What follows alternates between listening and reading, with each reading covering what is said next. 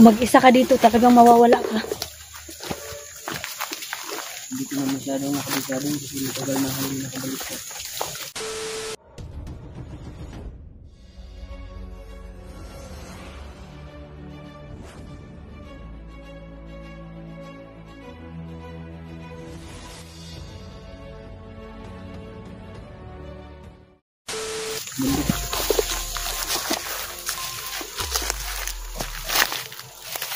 Sirado lang talaga akong bumalik ng video. Paano ba nangyari na punta ka kay Kuya Alpha? Ganito kasi narin akong bandido noon. Kaya lang napilitan talaga ako. Napilitan lang ako noon. Kasi manib sa mga bandido kasi nadadama yung pamilya. Pero ngayon nung nagbago ako, gusto ko nung magbago talaga. Kasi nadadamay pa rin yung pamilya ko. Ganon din naman. Alam mo, mas maganda na lumayo na lang sana. Kasi babalik ka nga sa pagkabandido. Oo, may suporta sa pamilya mo, pero hindi mo naman hawak din ang isip ng mga kasamahan mo. Maaring sila lang din. Maraming mga musik. Sa suporta na binibigay nila sa inyo, oo, nabibigay nila ang suporta ng pamilya mo, pero nasa kabilang hukay naman ang paa mo. Hindi mo alam bukas kung buhay ka pa. Kasi alam mo, dati rin akong commander. Noon, may mga tao din na tumulong sa akin. At sinubukan ako na kumbinsihin na ganito mas maganda sa patag, mas maganda magbago. Sabi ko sa kanila,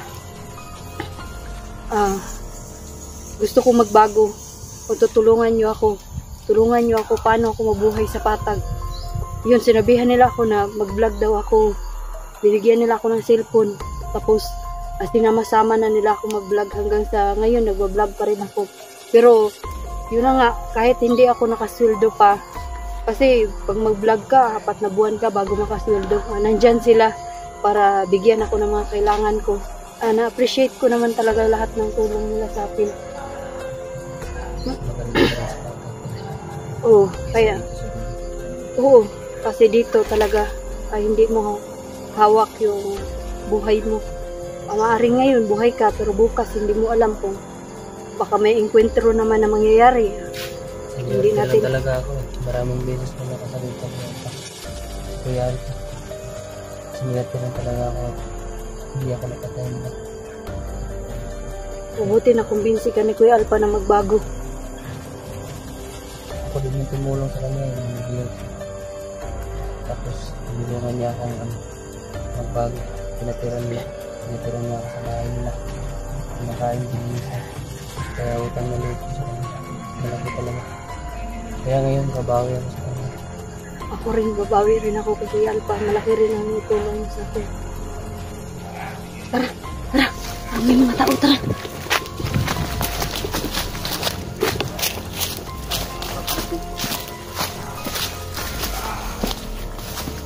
Hindi tayo makorner dito dahil sobrang daming bantay. Papansin ko talaga yung mga tauhan mo din. Ayun na nga eh.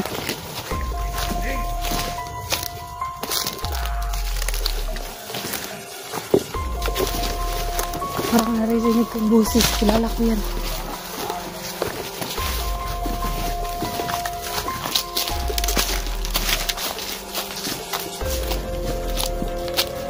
Kailangan mahanap natin yung mga kasamahan ko.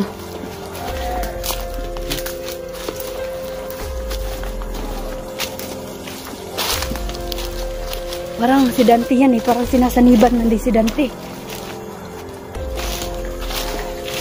Ano po ba yung Dante niya? Si Dante hati kami sa anting-anting ni Dante. Si Dante yung may hawak sa kalahati ng anting-anting ko.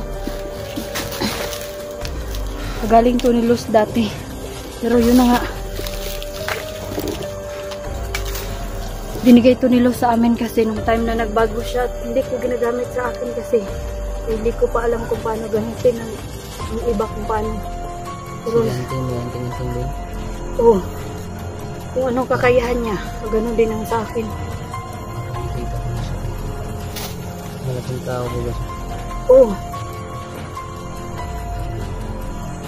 Sagutan mo nga ba? Oo, ayun na nga. Nandun pa ako sa loob ng kampo niya. Hindi lang talaga ako nagpakita, baka patigin ako madami. May dala siyang baril. Yun ang problema ngayon. Kailangan makita natin yung mga kasamahan kong hunter. Kailangan makahingi tayo ng tulong kasi para ma-rescue natin si Kuya Alpha, kasi kung tayo lang ay hindi ko pa kabisado yung anting-anting ko kung anong mga kakayahan nito, kaya nag-aalangan akong gamitin. Dalawa lang tayo. Lalo na ikaw, wala kang protection. Maganda sana kung parehas tayo may protection, kasi pwede lang na ikaw ang lalapit kang Kuya Alpha at ako ang makipaglaban. Gamit ko naman talaga yung karanasan ko dito sa mga. Pero hindi ko ingat pa. Yun na nga, yun ang kailangan natin talagang yun. Hindi na nga ako, di ba kahapon nagkakapatukan na. May mga bomba pa mga sumabog kahapon. Oo nga, kahapon. Dito ako kahapon. Isa Malayo ko sa na mga ako. kasama doon kahapon sa magtulong sana mag-rescue kay Grisky. Pero, yun na nga eh. Inilabas nila bigla yung bata. Akala ko patay na yun. Ritual-ritualan ni Abdul. Akala ko pinatay na yun nila. Hindi na natin. Pag nakuha natin yung bata, pag nasagot natin si Kuya Alpha, unahin natin yung bata. Kawawa naman talaga yung bata. Inosente. Ayun na nga eh. Walang kalaban-laban. Hindi ko alam kung anak ba yun ni Luz. Kasi balita ko, ang anak din ni Luz is bihag din ni Abdul. Sa tingin ko, nakuha nila yung anak ni Luz, kaso lang hindi pa nila nilalabas. Narinig ko sa mga usap-usapan nila. Yun nga sana yung pakay ng yung kanang kamay niya doon, iligtas yung bata, kaso lang nalatnan talaga siya ni Commander Abdul. Nahuli siya. Kaya pala nabuking si Grisky.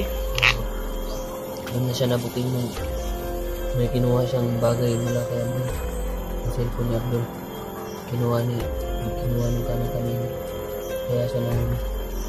Yun na nga, inisip ko pa naman sana na magpanggap din bilang bandido. Pero parang mahirapan ako makapasok sa nila. Alam mo naman si Abdul.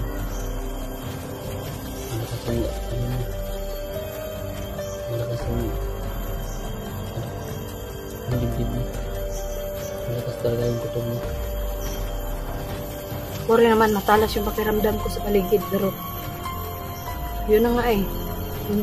Yun na nga palagi kong sinasabi, kailangan ko munang pag-aralan talaga to dahil mahirap gamitin dahil mainit sa ulo. Kaya hindi ko ginagamit dahil baka mamaya mapahamak din yung mga kasamahan ko. Pero dala-dala ko. Pero hindi ko magamit-gamit kanina kay Kuya Alpha kasi baka mapahamak si Kuya Alpha. Mahirap na. Ako lang mag-isa tapos ang daming bantay.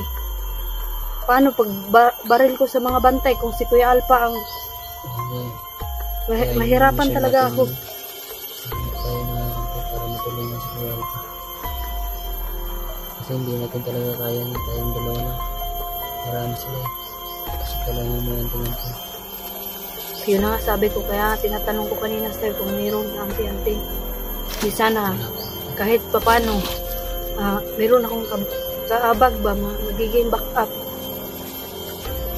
Kasi kung ako ang makikipaglaban, ikaw ang kukuha kang Kuya Alpha. O kung ikaw ang makikipaglaban, ako ang magkuha kang Kuya Alpha. Kahit papano, dalawa tayo.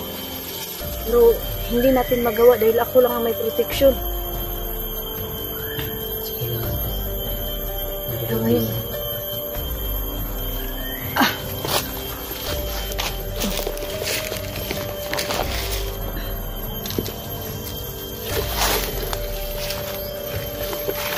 Sa pahingain muna tayo.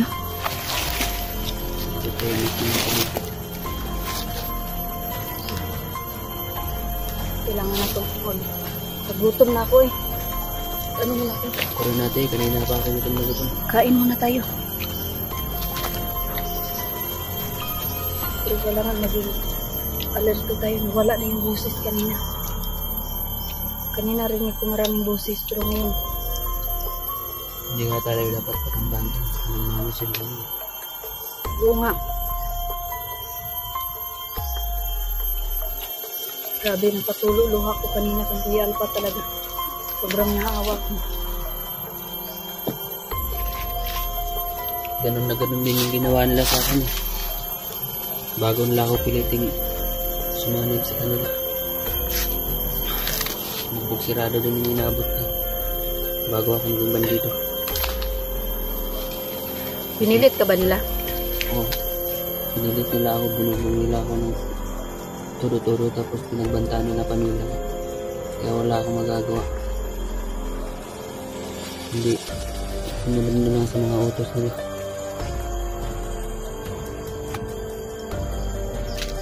Kaya malaking pasasalamat ko kay Kuya Alpa. Siya ang sakit sa buhay ko. Yun na nga, mahirap eh. Dito kasi, oo, napansin ko naman na medyo sagana dito kasi sa nakukurakot na dati ganyan din ang gawain namin, pero naisip ko ba na kawawa rin yung mga tao nag-pick up para sa pamilya nila, tapos kukunin lang namin ng ganun-ganun lang. Kaya rin isa sa dahilan na nagbago ako, kasi naisip ko rin nga mali talagang ginagawa namin. Madali lang ang pira kasi hindi naman namin pinagpaguran. Pero yung tao na pinuhaan namin nung pinagpaguran niya, naisip ko na sobrang kawawa para sa pamilya na dapat ngayon. Pero kami na nakaasa sa pinagpaguran ng iba, madali lang namin kuhain. Kaya naisip ko na mali talaga. Akala ko nga muna masaya ang mamuhay dito. Pero habang tumatagal, Masaya kung may pagkain pa. Pero kapag wala na, lalo talagang maguguto. Kaya nga napipilitan kami pumatay ng mga biyag para may pang-ulit ng pamilya. ganyan din naman ang gawain ko dati. Pero nung commander pa ako, marami din naman mga tauhan ko na nag-trader sa akin. Pero binibigyan ko sila ng pagkakataon na magpaliwanag kung bakit hindi ko sila papatayin basta-basta. Hindi ko rin sila bububugin na basta-basta. Yun nga lang, dahil sa samahan nga, kapag nag-trader ka talaga. Wala kang puwang magbago. Pero sa akin, binibigyan ko ng pagkakataon na magbago. Pero kung inulit pa rin niya, dyan na, talagang mapilitan na akong patayin siya at hindi ko maisip yung pamilya na maiwan. Pero ngayon na nagbago na ako, naisip ko na ang dami ko palang napinsalang pamilya. Sana noon pa naisip ko na mali ang ginagawa ko. Kaya ngayon, kahit buhay talaga dito, sumasama ako sa pag-rescue sa mga katulad ng mga nagbabago, ng mga dating kasamahan ko. Kasi baka sakaling makatulong ako sa kanila na makumbinsi sila na magbago rin. Katulad ko. Katulad sa'yo. At tinulungan ka ni Kuya Alpa. Sana mga ka-idol, tulungan po natin si Jake na magbago ng tuluyan. Pagkalupo natin sana sa kanya na magkaroon siya ng cellphone para makapag-vlog siya. Kasi ayun lang naman po yung simula na makapagbago talaga at least. Sa pagbablog niya po, doon siya magkakaroon ng pag magkaroon na siya ng cellphone, makapag-vlog siya, doon siya sasahod sa YouTube. So, ang YouTube, ang mga viewers naman na makapanood sa kanya, yun yung magiging tulong nyo sa kanya. Yun yung kahit simpleng panunood lang sa mga videos, bawat isa namin ng bawat vlogger. Ayan po yung malaking tulong na po yan sa aming lahat kasi sa views po na makukuha namin araw-araw, ayan po yung magiging sweldo namin sa susunod na buwan o sa buwan-buwan magkakaroon kami ng sweldo. Malaking tulong na po yan sa amin mga ka-idol. Kaya sana po sa mga silent viewers, mga subscribers na nakasubscribe sa akin, sana po tulungan niyo po si Jake na magkaroon po ng cellphone mga ka-idol para makapag-vlog po siya katulad ko. Ako alam ko naman po na baguhan din ako sa pag-vlog, pero naisip ko po na malaking tulong talaga sa akin na nagbablog ako kasi tinutulungan ako sa mga kaibigan ko sa pagkain, sa mga financial na kailangan ko. Pero once naman na makasweldo ako mga ka-idol, ako naman natutulong sa mga katulad na baguhan din. Ako rin, isa rin ako sa tutulong sa kanila dahil alam ko mahirap talaga ang nagsisimula pala mga ka-idol kasi 4 na buwan kang bago makasweldo. So sana tulungan natin si Jake na magkaroon ng cellphone para makapag-vlog din siya.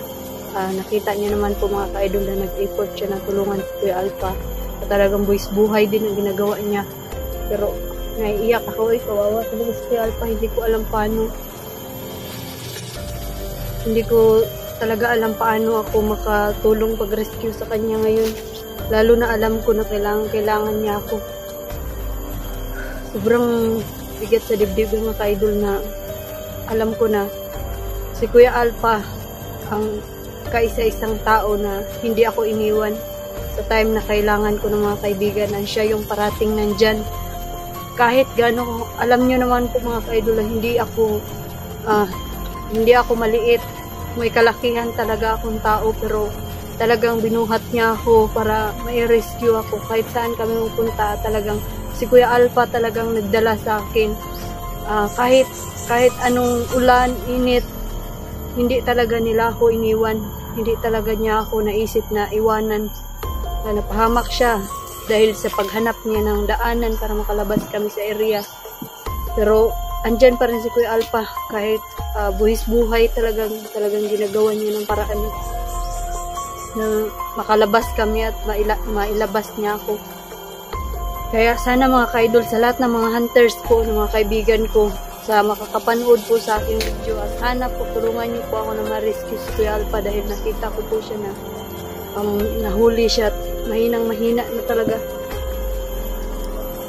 At sana sa mga kasamahan ko at kapwa hunters, kung mapansin niyo po ang upload ni Jake, makita niyo sana matulungan niyo po ako.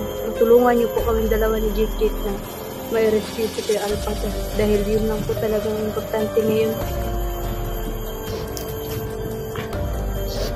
Ay, naiiyak ako. Kailangan natin muna kailangan muna natin makalabas ngayon dito kasi kailangan natin makahanap ng daanan para makauwi muna tayo, para yung mga ibang mga kasamahan ko baka nakauwi na, mapuntahan natin sila sa bahay.